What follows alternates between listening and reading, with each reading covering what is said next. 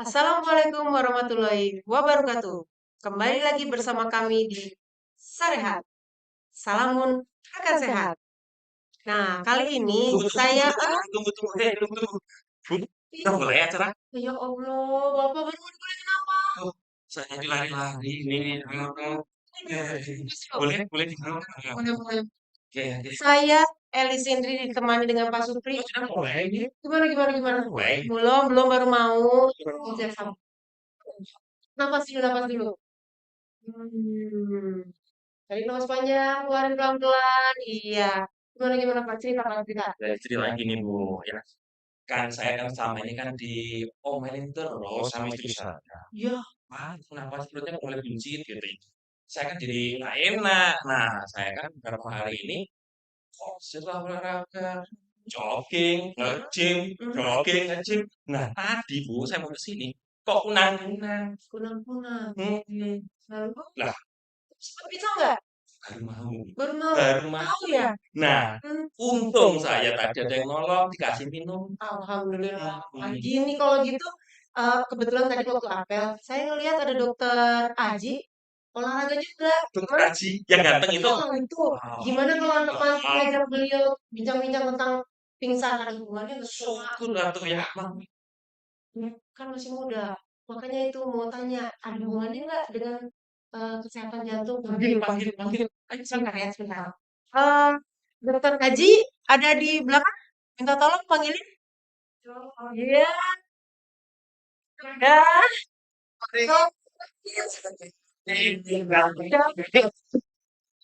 Oh, tidak ada.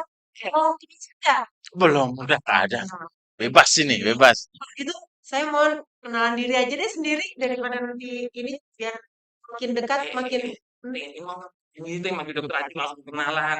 Tapi dokter kan berkenan kan kalau kita ajak bincang-bincang kesehatan. Ngobrol-ngobrol silahkan. Oh, Sangat berkenan sekali. siap. Kata bos katanya nggak sopan gitu ya. Saya duduk ya. Sopan ya. Mangga dokter. Sama Jaria. Mangga dong. Perkenalkan nama saya Dr. Dwi Aji Sriwasto Putro. Saya ahli jantung di klinik Poli Jantung RSAU Dr. Salamun. Nah, sudah sekitar beberapa tahun ini kami berpraktek di sini. Kami siap melayani daripada pasien-pasien jantung di RSAU Salamun.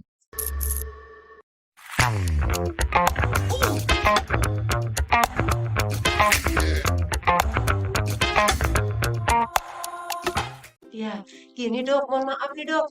Mumpung lagi tadi kita olahraga ternyata rekan saya, senior saya, katanya mau pingsan itu boleh nggak dok dideskripsiin atau apa sih pingsan itu ada hubungannya nggak sih sama kesehatan jantung? Izin dok. Iya, jadi selama ini ya kita tahu ya pingsan itu bisa terjadi di mana saja. Kadang pingsan itu suatu tanda penyakit, tapi kadang juga hanya sesuatu yang terjadi secara insidental.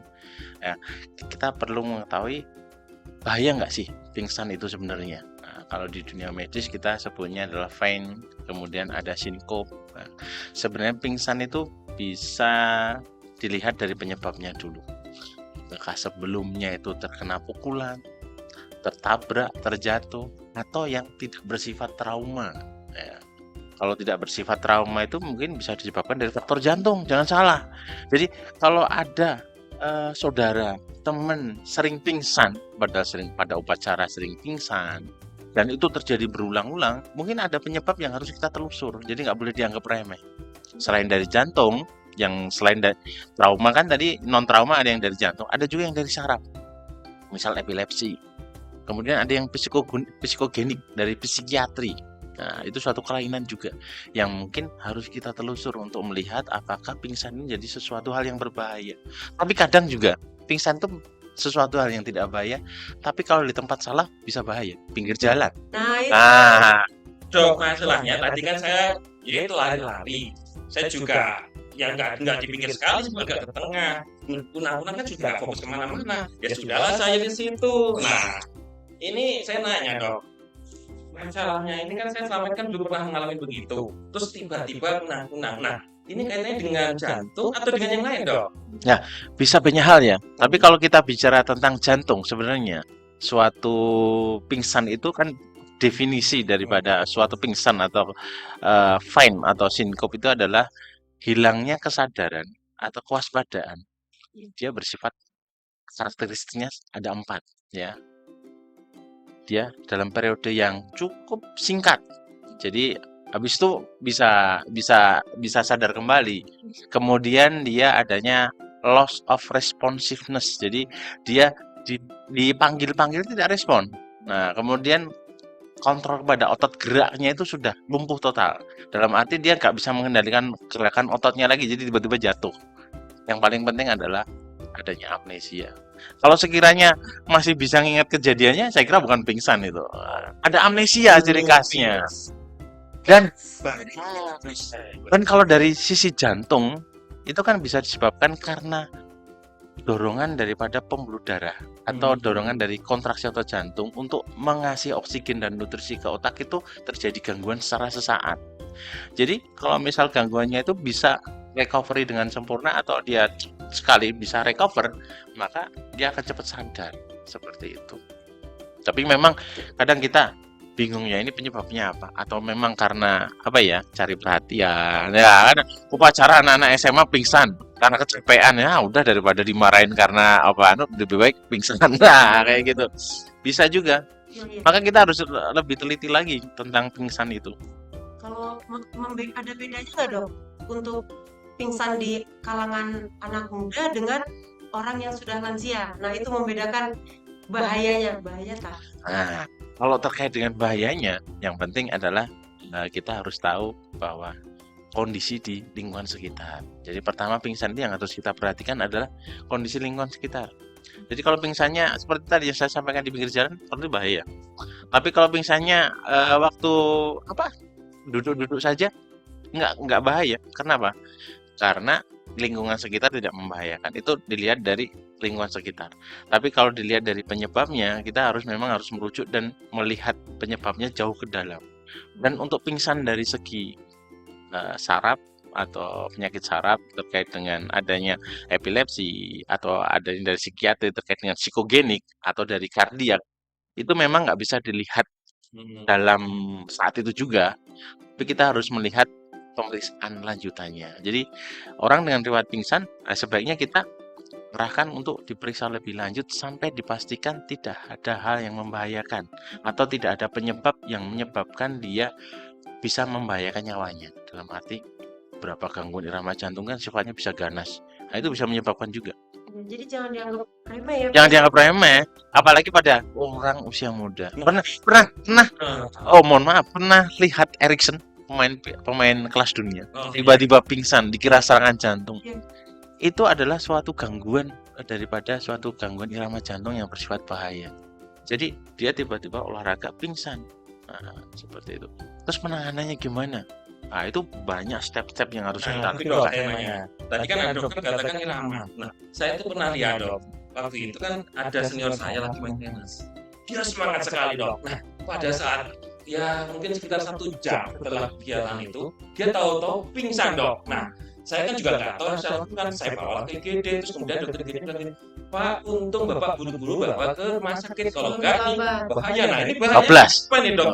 Sampai segitunya gitu dok. Jadi mungkin waktu itu dokter di IGD ketika sudah melakukan beberapa pemeriksaan bisa mengetahui penyebabnya. Tapi yang perlu kita ketahui adalah yang perlu kita lakukan ketika melihat orang pingsan, kita harus mengamankan lingkungannya dulu. Jangan sampai pingsan di pinggir jalan atau di tengah jalan dibiarkan tetap dan kita tolong di situ. Otomatis itu akan membahayakan penolong sama seperti itu. Terus coba kita bangunkan, kita lihat responnya. Kalau nggak bangun, kita coba raba nadinya. Kalau misal tidak teraba nadi, nah terus kita bingung mau melakukan apa, kita bisa berteriak minta tolong. Tapi kalau misal bisa dibangunkan, ya kita ajak komunikasi. Tapi kalau nggak bisa kita bangunkan, ya kita cek nadinya, nafasnya. Kalau dia masih bernafas, masih ada nadi, kita bisa teriak minta tolong ataupun memberikan bantuan seperlunya. Mungkin yang sudah banyak diajarkan ya mungkin anak-anak SMA pun sekarang udah banyak diajarkan tentang bantuan hidup dasar seperti itu. Tapi setelah dibawa ke IGD mungkin kita akan lebih tahu banyak informasi penyebab pingsannya. Karena pingsan sendiri itu mungkin terkait dengan seperti saya sampaikan trauma. Tapi kalau kita lihat orangnya jatuh tiba-tiba tanpa adanya trauma, mungkin bisa disebabkan karena non-trauma. Non-trauma itu ada 3, dari saraf, kemudian dari psikiatri, kemudian dari jantung. Kalau kita bicara tentang jantung ya, itu bisa karena tiba-tiba tekanan darahnya turun atau namanya Malah ngedrop ya, Dok, ya ya. hipotensi ortostatik. Pikiran saya malah darahnya tinggi terus kemudian malah pingsan itu ngedrop Bisa juga. Jadi ada beberapa yang harus kita kita lihat pada orang yang pingsan tersebut ya, bahwa sebelumnya riwayatnya bagaimana. Tapi perlu diingat bahwa pingsan itu sendiri adalah gejalanya mendadak, terus kemudian kehilangan kontrol otot-otot, tidak respon, berlangsung sangat cepat. Tapi bagusnya apa? Pingsan itu complete recovery sama ada amnesia. Nggak sadar, tapi begitu dia sadar, dia itu seperti tidak terjadi apa-apa. Itu pingsan kalau per definisi ya. Tapi untuk penyebabnya itu bisa dilakukan dengan rekam jantung. Kalau dengan rekam jantung kita bisa mengetahui bahwa apakah yang bersangkutan itu mengalami debar jantung. Jadi ketika Bapak atau teman-teman rekan syariat itu dalam kondisi ada coak terbang ya ke muka misalnya, Sakit. kita pasti kaget. Debar jantung kan kenceng banget. Duk. Nah, ada suatu irama jantung yang lebih cepat daripada itu. Namanya ventricle tachycardia atau ventricle fibrilasi. Itu bisa menyebabkan karena saking cepat debarnya sehingga jantung itu nggak sempat memompa karena cuma bergetar. Sehingga aliran darah ke otak itu akan sangat kurang sehingga menyebabkan hilang kesadaran. Nah, itu bisa terjadi pada orang muda. Pada beberapa kasus kelainan bawaan malah. Jadi pada orang muda sebelumnya sehat, ternyata dia mempunyai kelainan bawaan. Nah, itu kita sebutnya mereka ada namanya gambaran Brugada, sindrom Brugada.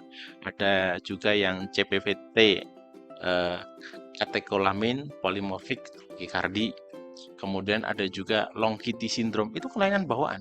Memang ada kelainan bawaan dalam hal eksitasi listrik jantung. Jadi ketika itu terjadi, maka debar jantungnya bisa sampai di atas 200. Ketika di atas 200, jantung tidak mampu untuk berrelaksasi menerima darah dan kontraksi secara efisien. Sehingga akhirnya tidak ada yang dipompa. Berdebar tapi nggak memompa darah. Akhirnya kehilangan daripada nutrisi yang ke otak. Nah, menyebabkan itu terjadi pingsan. Oh, ternyata itu Bu Elizabeth. Saya kan hanya berpikir kalau orang pingsan itu karena ada sumbatan. Tapi listrik kan ya, juga ternyata. tapi ada juga yang karena saking debarnya cepat. Itu biasanya pada orang-orang yang punya kelainan bawaan ya, atau enggak ada kelainan struktur jantung, atau enggak ada karena serangan jantung juga bisa pada usia-usia laki-laki, usia sudah agak ya usia emas lah 40 tahun ke atas kan resiko semakin meningkat. Tapi ada juga yang pada usia tua tanpa serangan jantung loh, Nah, pingsan. Misal kita temukan orang tua kita, ya. kayak nenek kita tiba-tiba tertegun pingsan. Ya. Itu karena adanya penurunan fungsi daripada sel pacu jantungnya. Jadi penanganannya beda. Jadi misal pada orang muda itu biasanya karena tadi kelainan bawaan yang saya sebut sindrom Brugada, sindrom long QT, kemudian ada polymorphic tachycardia tachycardia kayak gitu. Tapi pada beberapa yang usia menengah itu bisa karena serangan jantung, pada usia tua bisa karena adanya sel pacu jantung sudah tidak berfungsi. Yang terjadi penurunan tiba-tiba.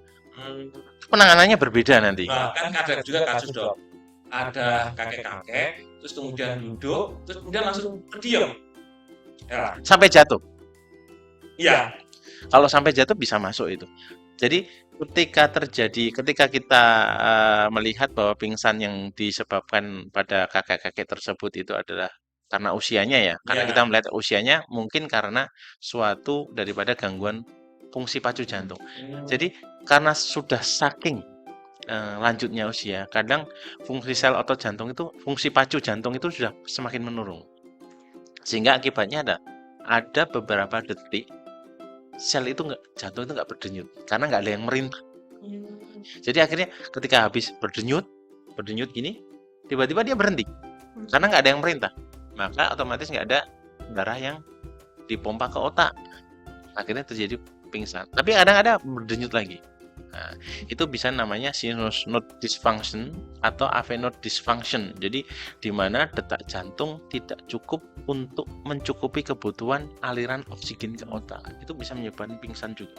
Jadi sebenarnya orang-orang yang pingsan itu mereka ada merasakan sesuatu sebelumnya nggak sih? Jadi minimal kita tahu, ini saya mau pingsan nih. Nah itu untuk orang awam bagaimana tuh kalau misalkan dia tahu, ini saya mau pingsan gitu.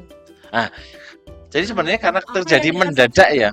Jadi Ya, kalau bisa dibilang ada yang menyatakan itu namanya pre-syncope atau pre-pingsan. Gejalanya apa ya? Nah, kemungkinan karena saking mendadaknya orang nggak sempat menyadari.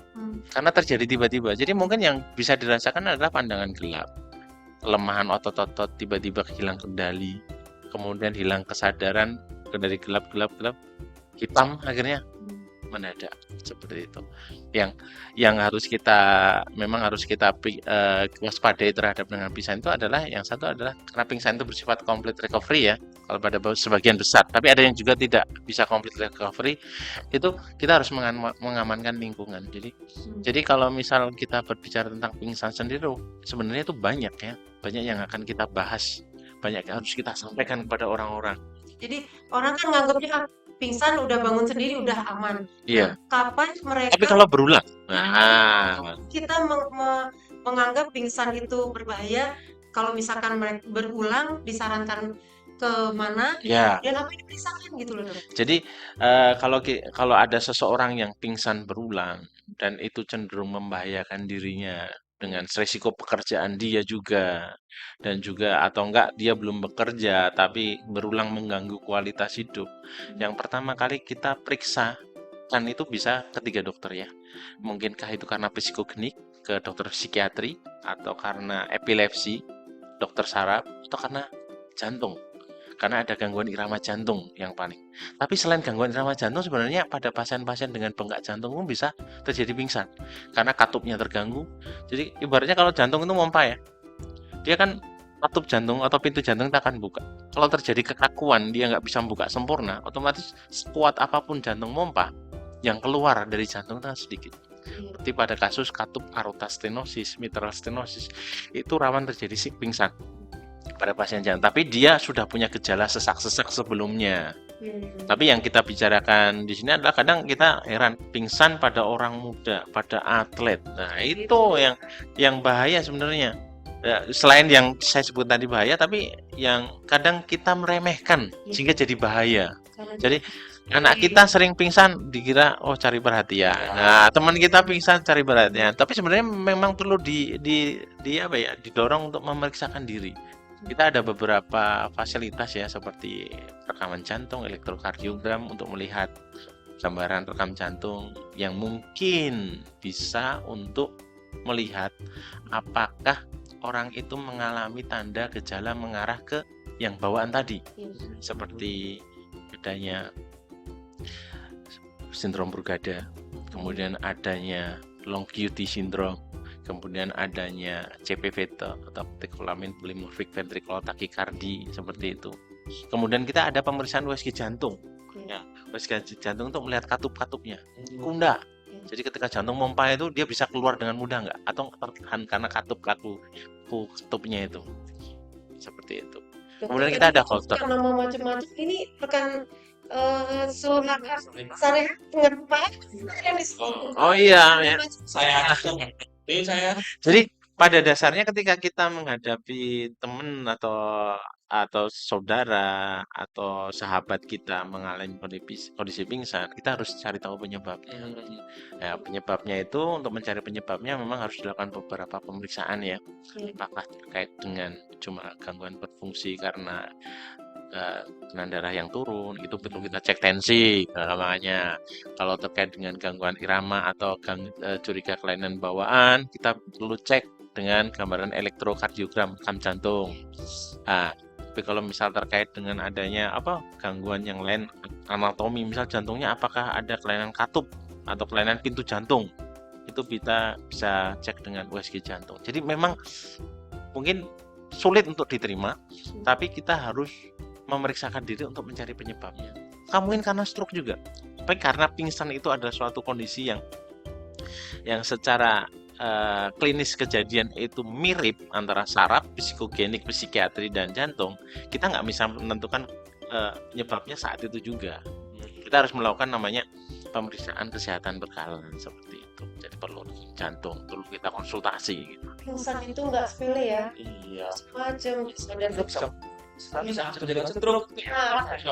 Nah, bisa juga kalau misal, jadi kalau kita melakukan flashback, stroke bisa menyebabkan pingsan, itu bisa karena mungkin dia mengalami gangguan aliran darah baik penyumbatan atau stroke perdarahan yang pada sisi kesadaran daripada bagian otak yang mengatur tentang kesadaran.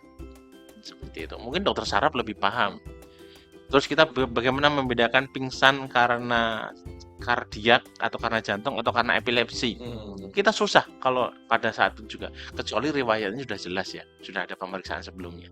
Tapi kalau baru kita temukan sekali dan atau nggak berkali-kali tapi yang bersangkutan tidak pernah memeriksa diri, itu tentu saja akan sangat sulit bagi kita untuk menentukan apakah pingsan itu dari mana. Jadi perlunya untuk melakukan check up lah. Kalau sering pingsan, check up. Barangkali tensinya rendah atau mengkonsumsi obat-obatan yang menyebabkan tensinya turun, atau mungkin karena ada gangguan irama jantung, atau mungkin nanti kalau ditelusur diperiksa sama dokter, oh ternyata ada gangguan katup. Itu bisa menyerang pada usia muda lanjut, bisa. Nah dok, saya kan pernah berobat ke Salakmon, terus kemudian pada saat itu ada edukasi lah, diajarin tentang katanya pompa jantung paru. Nah itu sebenarnya ada kaitannya dengan penanganan pingsan atau enggak dok? Gitu, Ya pasti, ya, pasti. Jadi kalau kita melihat bahwa ada orang pingsan ya, kita harus memastikan bahwa yang bersangkutan pingsannya itu disebabkan karena apakah ada gangguan perfusi atau enggak. Kalau semisal pingsannya itu disebabkan oleh karena gangguan perfusi atau gangguan daripada aliran darah yang menuju ke jantung, ke otak itu enggak maksimal, maka kita perlu memberikan bantuan. Bantuan itu bisa berupa bantuan hidup dasar. Jadi kita seolah-olah menggerakkan kembali yang terhenti. Jadi kita pijat jantung. Tapi pastikan dulu. Makanya ketika orang pingsan itu lihat sekeliling, aman enggak? Aman ya. Terus kita raba nadi. Nadinya kita raba. Sambil meraba nadi, mungkin kita bisa mendekatkan pipi kita ke yang pingsan. Apakah ada hembusan udara nggak? Masih nafas nggak? Ya. Tapi jangan lupa tetap dibangunkan dulu. Datang, bangunkan, nggak ada respon, kita raba nadi sama kita dekatkan pipi kita ke hidung pasien atau ke mulut pasien. Kita raba ada aliran enggak? Nah, kayak gitu. Itu yang di luar negeri sudah diajarkan tuh dari SD, SMP, ya. Ya untuk CPR. Ya. Kalau di kita kayaknya belum. Apa tuh CPR itu? Nah, itu dok bisa jelasin. Ya, itu namanya kardiopulmonari resusitasi, yaitu bantuan hidup dasar seperti yang saya sampaikan tadi.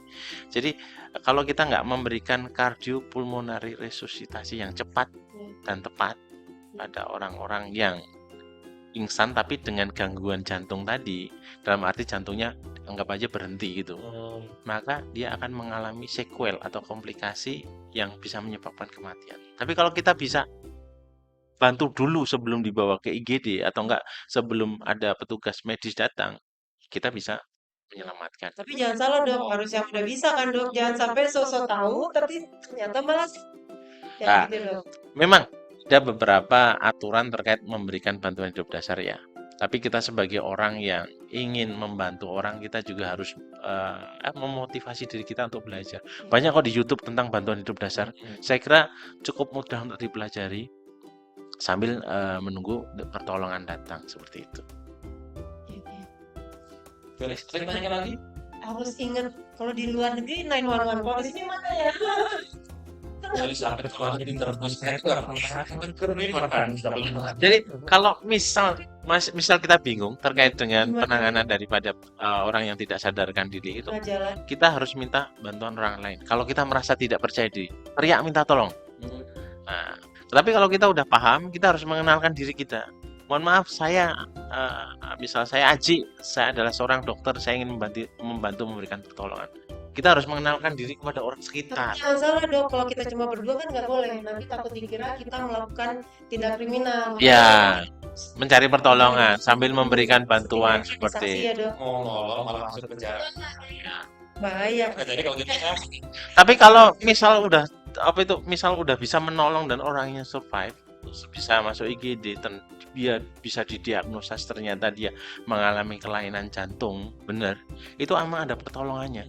Bahkan pada beberapa orang yang ditemukan pingsan mendadak dan berulang, setelah dilakukan pemeriksaan dia mengalami Brugada, kemudian long QT, ataupun dengan CPVT yang saya sebutkan tadi, yang penyakit-penyakit jantung lah yang menyebabkan gangguan jantung menjadi istilahnya berdebar liar gitu, sehingga tidak bisa kontraksi. Kita ada nama alatnya ICD.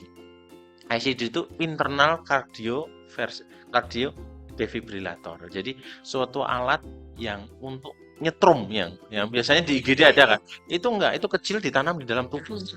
Iya, jadi ditanam dalam tubuh. Jadi itu menjadi perhatian, jadi ini itu istilahnya pasien-pasien yang sering pingsan itu kadang ditanam itu. Kalau memang penyebabnya karena ada gangguan irama jantung yang bersifat bahaya, bersifat letal atau bersifat ganas seperti itu. Tapi beda lagi dengan yang orang tua yang mengalami gangguan daripada sel pacunya udah mati. Misalnya udah nggak mau maju, itu ditanam juga, tapi dia sebutannya adalah pacemaker. Jadi yang satunya terlalu aktif, harus dijinakkan, yang satunya malah nggak mau ngapa-ngapain, harus Pacu terus. dipacu. Nah, seperti itu. Kalau ada Itu sama bawa obat dikantongin itu gimana dok? Wah, kan ada yang mau pingsan bapak-bapak nggak mau ditolong, dia bilang ini nyiapin obat minta minum katanya. Nah, Nah, itu ada namanya. Ya, kalau kita bicara karena sifatnya pingsan itu memang harus ditelusur ya penyebabnya. Namanya pill of the pocket. Nah, itu ada kadang namanya propafenol. Itu suatu pil yang digunakan untuk menterminasi atau menghilangkan gangguan irama jantung yang bersifat cepat tadi, tapi dia levelnya di bawah daripada yang memerlukan kardioversi daripada alat kejut jantung itu. Namanya supraventricular tachycardia, biasanya kasih propafenol langsung. Berarti dia Udah hafal, ya udah tahu. Jadi kan. makanya kadang itu kita lihat pingsan karena apa ya? Iya. Pada orang muda itu memang harus ditelisik lebih jauh. Jadi kita bisa mencegah pingsannya orang itu membahayakan dirinya. Kalau pill on the pocket itu dia bisa mencegah daripada orang pingsan di tempat yang bahaya. Karena sebenarnya kalau dia bisa minum itu atau enggak dibiarkan sebentar, itu kadang pulih sendiri, dia complete recovery. Tapi kalau tiba-tiba dia nggak sadarkan diri, belum sempat minum obatnya, tentu kan bahaya pingsannya. Nah, kalau pingsan yang kita temui pada olahragawan itu bagaimana menurut? Nah, itu kemarin tuh banyak teori ya yang itu karena pingsan itu satu yang ditemukan pada olahragawan yang pingsan itu sifatnya adalah ventricular tachycardia atau ventricular fibrilasi. Bahasa awamnya itu adalah kejang jantung. Jantung kan harusnya begini ya, kontraksi. Iya. Nah, relaksasi, nerima darah, kontraksi, relaksasi. Pada kejang jantung, jantungnya cuma gini. Iya. Nah, otomatis nggak ada darah yang dipompa keluar. Ya, pada atlet yang sedang berolahraga itu ada beberapa kemungkinan. Satu, memang dia ada kelainan bawaan yang kita sebutkan tadi, jadi nggak ada pencetus. Yang kedua, memang ada penyakit jantung koroner. Tapi saya kira kalau seorang atlet untuk jantung koroner kan tidak ada ya. Ya, kemungkinan pingsan-pingsan ya disebabkan karena gangguan irama yang karena kelainan bawaan. Jadi seperti Brugada. Bahkan mungkin kalau di tempat kita ya, kita sering melakukan screening kesehatan terhadap calon prajurit ya. Nah, kita men-screening hal-hal tersebut, termasuk adanya pola EKG Brugada. Kemudian karena sehari-hari pasti sehat, olahraga bisa kuat gitu, tapi rawan pingsan. Nah, itu pada Brugada ya. Kemudian ada long QT, kita EKG-nya kita bisa lihat apakah ada kecenderungan long QT syndrome. Itu kita bisa lihat. Karena apa? Kita nggak bisa memprediksi orang itu dalam kehidupan sehari-hari, dalam arti mereka akan terlihat sehat, terlihat bisa berolahraga dengan baik, bahkan mungkin kemampuan fisiknya di atas teman-teman yang tidak terindikasi itu. Tapi kadang ya namanya kelainan bawaan, ya otomatis juga akan membahayakan dirinya walaupun dia sehat. Gimana kalau latihan tiba-tiba Brugadanya nyerang, dia nembak pingsan, pelurunya kemana-mana. Iya. Kan bahaya juga. Itu salah satu aspeknya. Kenapa kita harus benar-benar melakukan pemeriksaan lebih lanjut. Nah ini dok, saya kan dapat info, Pak, kalau hatinya itu harus diperiksa nadinya, dicek nadinya. Itu apa sih dok? Ngaruhnya nadi dengan latihan itu gimana dok? Ya, itu untuk keamanan. Jadi Sebelum sesuai dengan perkembangan usia ya, kalau kita telaah dari anjuran-anjuran itu ya, namanya plak kotoran pasti nempel. Saluran air itu kalau kita lihat setiap tahun, setiap bulan dengan selalu dibersihkan. Tapi kalau saluran pembuluh darah kita bersihnya gimana? Nah, kan nggak bisa. Nah, kita akan melihat bahwa suatu saat pembuluh darah kita itu akan ada plak-plaknya. Nah, plak-plak itu kan mengganggu aliran. Nah, ketika dia mengganggu aliran, otomatis daripada aliran itu dia tidak mampu mencukupi. Jadi ketika pipanya pembuluh darah itu menyempit dari 20%, 30%, 50, 60 sampai bertahap ya, maka kemampuan dia menyuplai kebutuhan oksigen dan nutrisi kepada otot, kepada jantung untuk beraktivitas itu akan semakin menurun. Nah, cara yang paling aman adalah kita melakukan deteksi nadi ya. Jadi kan latihan itu nanti akan dibagi menjadi ringan, sedang, berat. Kalau misal kita latihan berat dengan nadi di atas 80% dari denyut nadi maksimal. Denyut nadi maksimal itu mungkin saya sampaikan 220 dikurangi usia. Nah, berarti saya 220 dikurangi 50. Nah, 170. Nah, kalau misal 170 dikali 80% kan ketemu angka sekitar 136. Nah, itu denyut nadi yang mungkin maksimal yang dianjurkan untuk olahraga. Jangan lebih. Iya. Kebablasan kalau yang sifatnya untuk rekreasi memang nggak disarankan. Tapi kalau olahragawan silakan. Karena memang ya. Kalau misal kita mau latihan yang lebih ringan lagi dengan denyut antara 60 sampai 70 yang sifatnya sedang, tinggal dikalikan denyut nadi maksimal. Dia sifatnya dia akan lebih ringan. Seperti itu. Tapi dengan dilatih kontinu, otomatis